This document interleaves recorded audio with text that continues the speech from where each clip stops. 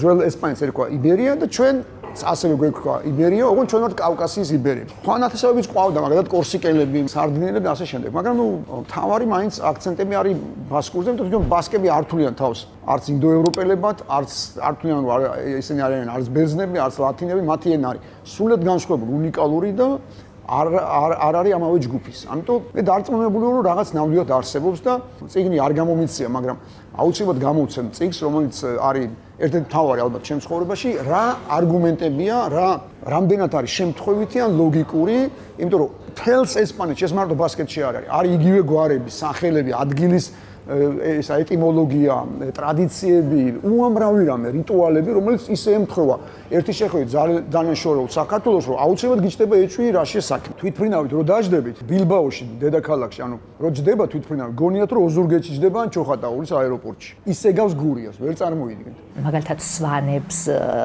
ძველად ჰქონდათ რაღაც მსგავსი რიტუალები მთვარესთან დაკავშირებით, რაღაც მთვარის კულტი ჰქონდათ და იგივე რიტუალები, იგივე არა, მაგრამ მსგავსი რიტუალები ტარდებოდა ბასკეთის მთიან სოფლებში. სარიტუალო ის რაც აქვს, ძალიან ბევრი ემთხვევა სვანურს მაგალითად. ლაგურკა ტარდება ხოლმე სვანეთში ივლისის ბოლოს. და ზუსტად იგივე რიტუალებს ასრულებენ, რასაც ბასკები რა.